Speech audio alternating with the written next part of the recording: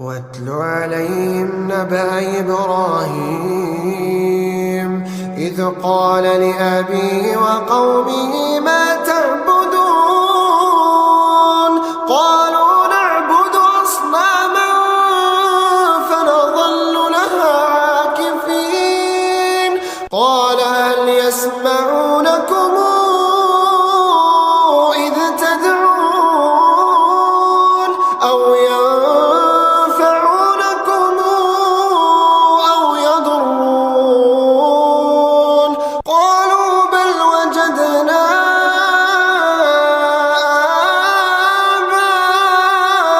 آباءنا كذلك يفعلون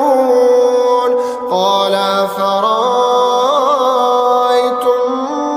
ما كنتم تعبدون أنتم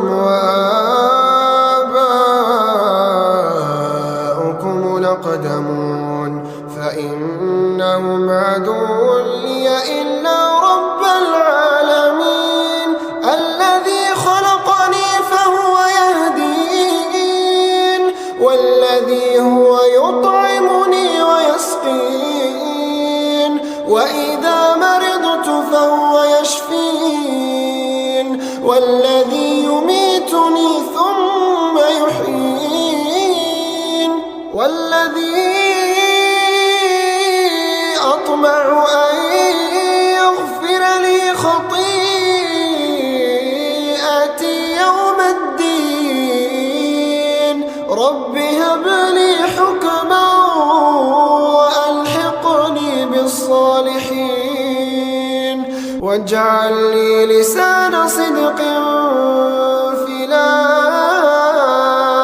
الآخرين واجعلني من ورثة جنة النعيم واغفر لأبي إنه كان من